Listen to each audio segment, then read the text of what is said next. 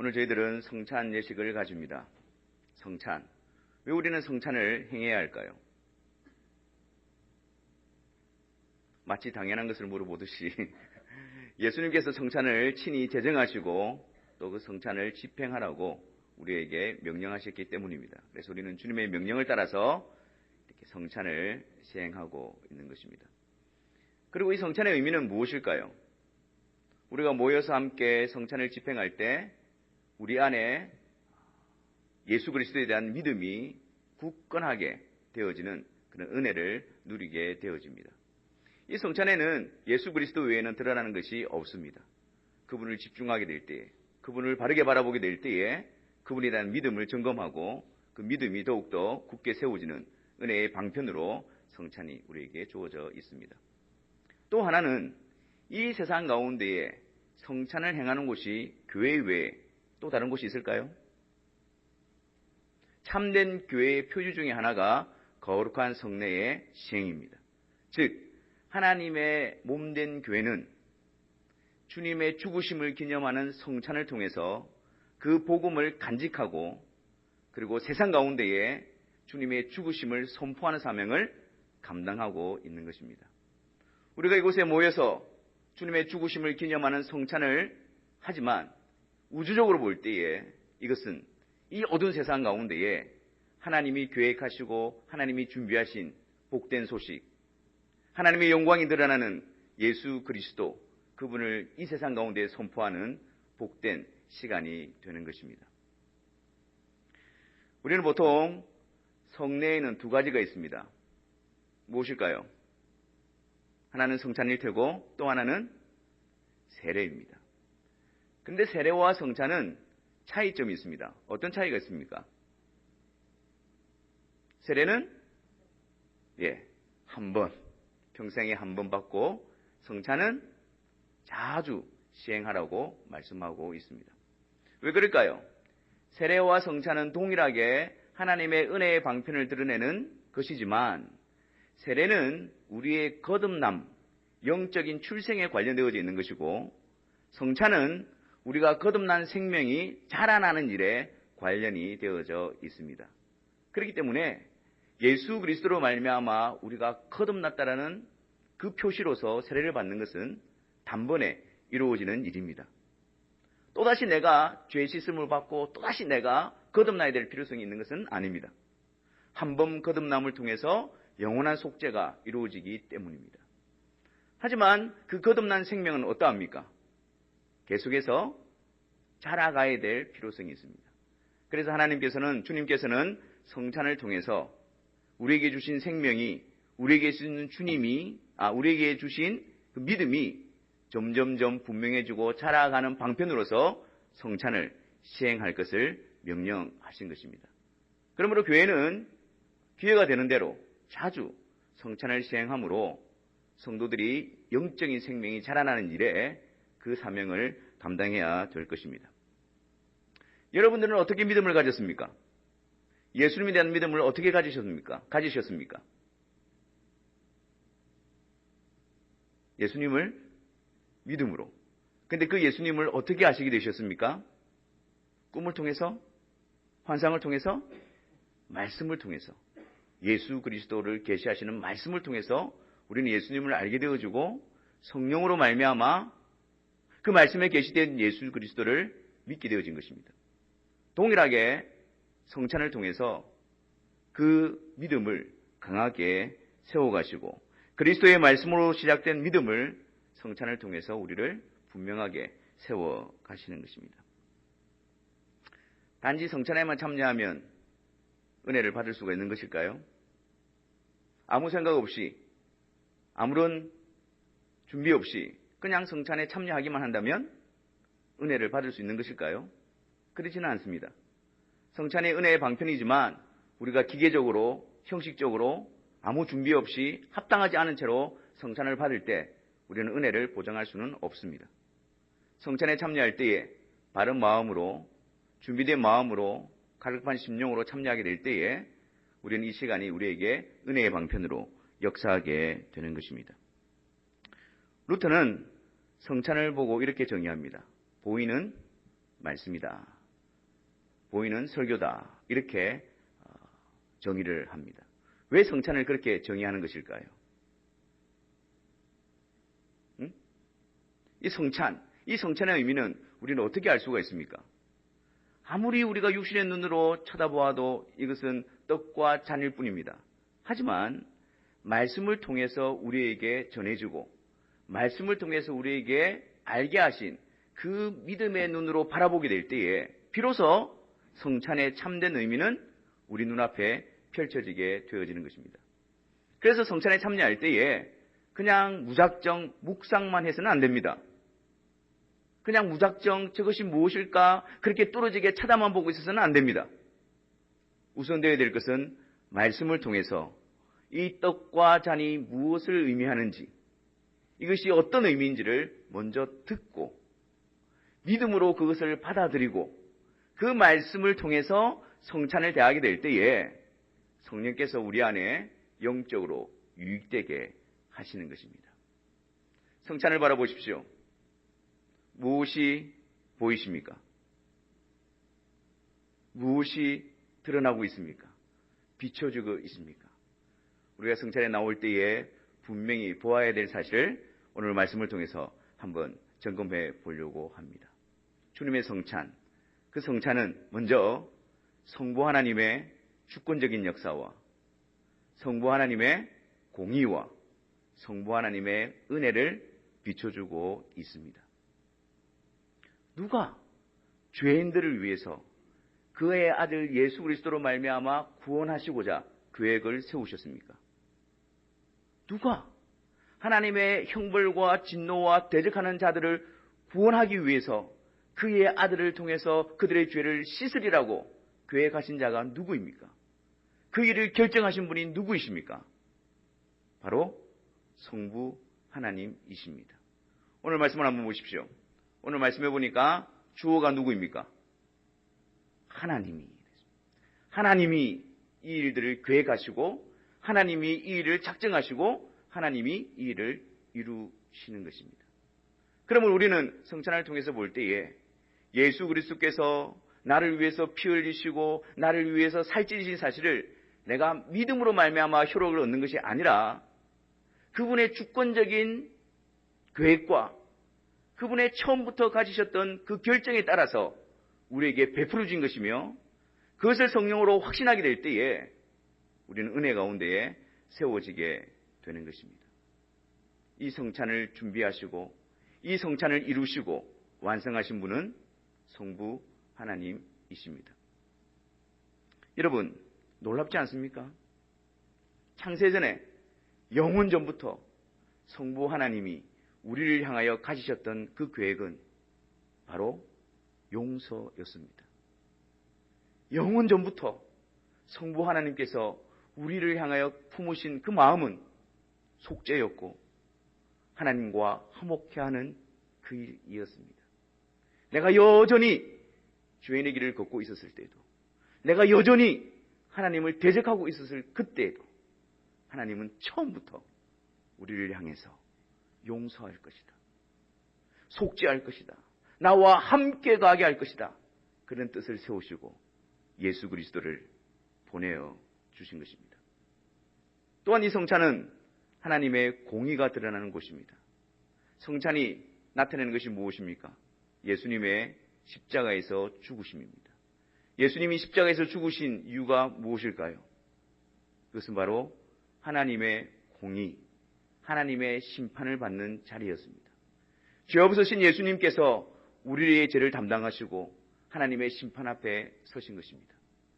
자기 아들이라도 아끼지 아니하고 그 아들이라도 하나님께서는 심판하심으로 하나님의 공의와 의로우심을 드러내셨던 것입니다.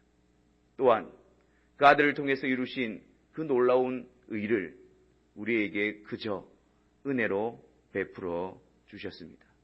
우리에게 다른 것을 요구한 것이 아니라 처음 가지셨던 그 하나님의 뜻을 그리스도를 통해서 이루시고 그리스도로 말미암아 그 약속하신 것을 부르신 자들에게 은혜로 값없이 베풀어 주신 것입니다. 그러므로 우리는 성찬에 나올 때에 그 예수 그리스도의 죽으심을 보면서 성부 하나님의 주권적인 계획과 그분의 공의의 만족과 그리고 우리에게 거저 베풀으시는 그분의 은혜 앞으로 이끌림을 받아야 합니다. 두 번째로 우리가 성찬에 나올 때에 성찬을 통해서 볼 수 있는 것이 무엇입니까? 그것은 바로 성자 하나님을 배우게 되어집니다. 예수 그리스도의 죄 없으심, 예수 그리스도의 고난, 예수 그리스도의 공로를 우리는 보게 되어집니다. 오늘 본문 말씀해 보니까 하나님께서 죄를 알지도 못하신 이, 바로 예수 그리스도이죠. 죄를 알지도 못하신 이를 우리를 대신해서 죄로 삼으셨다라고 말씀합니다. 그렇습니다. 예수 그리스도께서는 죄가 없으신 분이십니다. 예수님이 죄가 없다라는 사실은 우리에게 어떤 위로를 주시는 것일까요? 만약에 제가 여러분들의 죄를 대신 지고 그 죄의 형벌을 받겠습니다 라고 한다고 할지라도 여러분들의 죄가 속함을 받을 수가 있는 것일까요?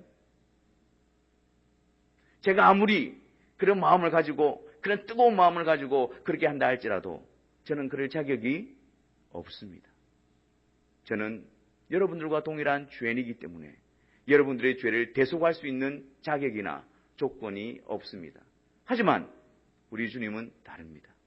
우리 주님은 죄가 없으신 분이시기 때문에 죄의 저주와 심판을 받지 않아도 되시는 분이심에도 불구하고 우리의 죄를 대신 담당하시고 우리의 죄에 대한 형벌을 대신 받으시고 우리의 구주가 되시는 충분한 자격과 유일한 완전하신 분이십니다.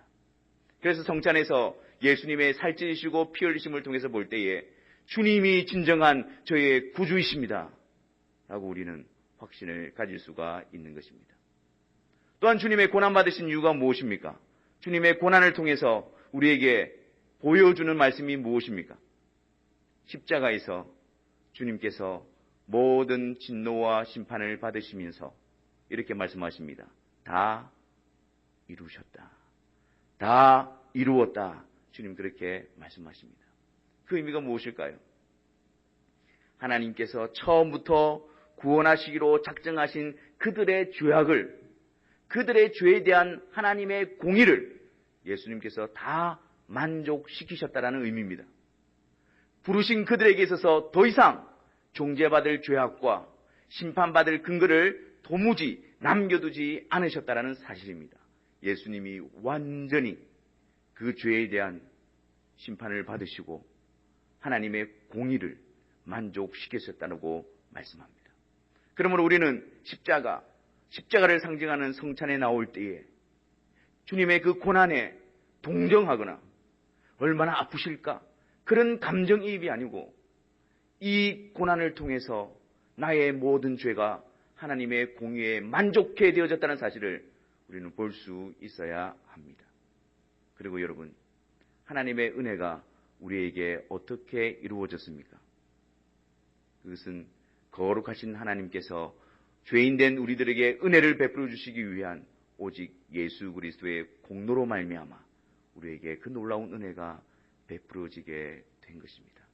그래서 우리가 성전 앞에 설 때에 우리는 주님 앞에서 하나님 앞에서 자랑할 것이 없는 자임을 고백할 수밖에 없습니다. 전적으로 오직 예수 그리스도 그분이 이루신 그 공로로 말미암아 우리에게 그 놀라운 은혜가 베풀어지게 된 것을 확신하게 되는 것입니다. 다시 성찬을 한번 보십시오. 성부 하나님의 주권적인 역사와 그분의 은혜와 공의가 보이지 않습니까? 이 일을 통해서 그 하나님의 뜻을 베풀어 주시기 위해서 예수 그리스도의 죄 없으심과 고난과 공로가 보이지 않습니까? 그 외에는 없습니다. 성찬에서 그 외를 드러내는 것은 없습니다. 여러분들은 어떻습니까? 성찬에 나오시면서 오직 하나님의 뜻 가운데서 그리스도께서 이루신 그 구속하심과 공로만을 붙들고 하나님 앞으로 나오고 계십니까? 많은 사람들은 네, 그렇습니다라고 말합니다. 하지만 실상은 그와 다른 모습이 나타나는 경우가 있습니다. 십계명 제1계명이 무엇입니까? 벌써 까먹으셨습니까? 나 외에 다른 신을 내게 있게 말지니. 이 계명의 의미는 하나님만을 섬기라 라는 말씀의 의미지만 좀 더 깊이 들어가면 우리의 모습을 더 분명히 드러내고 있습니다. 여기서 나 외라고 할 때 나 외라는 말은 하나님 옆에 나란히 뭔가를 두지 말라는 겁니다. 다시 말해서 하나님을 섬깁니다. 그리고 바알과 아세라도 섬깁니다. 이것 하지 말라는 거예요. 오직 하나님만 섬기라는 겁니다. 그게 1계명의 의미입니다. 우리가 하나님 앞에 나아갈 때에 예수 그리스도를 통해서 나아간다고 고백합니다. 그런데 우리가 범하기 쉬운 잘못은 무엇입니까? 예수 그리스도를 믿습니다. 그런데 그 옆에 나란히 뭔가를 둡니다. 예수 그리스도를 믿습니다. 그런데 뭔가 다른 것도 필요하지 않습니까? 예수 그리스도를 둡니다. 그것만은 부족하지 않습니까? 뭔가가 더해져야 하나님이 기뻐 받으시지 않겠습니까? 여러분, 그것이 신앙적인 생각이 아닙니다. 오히려 온전히 완전히 우리의 의가 되시는 예수 그리스도를 신뢰하지 못하는 불신앙의 모습이 되어질 수가 있는 것입니다. 성찬, 이 성찬을 통해서 하나님께 나아가는 길은, 하나님과 화목하게 되어진 일은 오직 한 분, 예수 그리스도 그분으로만 이루어진다는 사실을 다시 한 번 더 우리 마음에 새길 수 있어야 할 것입니다. 마지막으로 성찬을 통해서 우리가 바라볼 수 있는 것은 무엇입니까? 성찬이 우리에게 나타내 보여주는 것이 무엇입니까? 바로 우리 자신에 대해서 보여주고 있습니다. 예수님께서 십자가에 달리신 것은 예수님의 죄 때문이 아닙니다. 예수님께서 나무에 달려 하나님의 저주와 심판을 받고 계신 것은 예수님 때문이 아닙니다. 바로 하나님이 부르신 자들 때문이었습니다.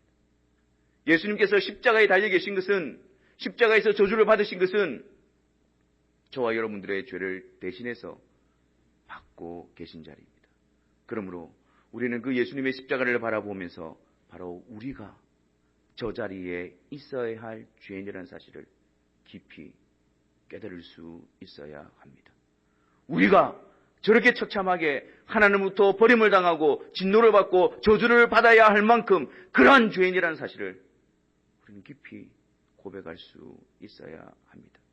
그리고 또한 나의 행위나 나의 노력이나 나의 모습을 통해서 내가 구원을 받는 것이 아니라 그 거룩하신 하나님은 오직 예수 그리스도를 통해서 우리를 구속하시고 하나님의 자녀 삼으셨음을 확신할 수 있어야 합니다. 그리고 우리에게 복된 이름을 주십니다.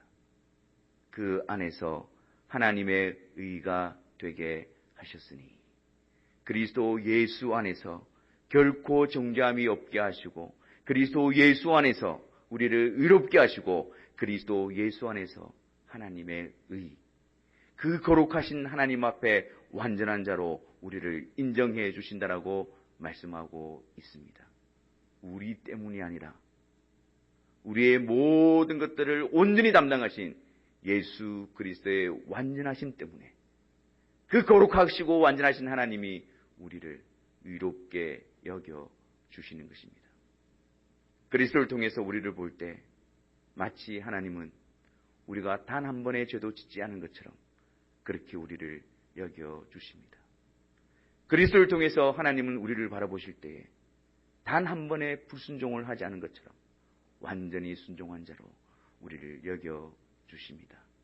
우리 때문이 아니라 그리스도의 완전하신 순종과 그리스도의 완전하신 구속하심으로 우리를 바라보시기 때문입니다.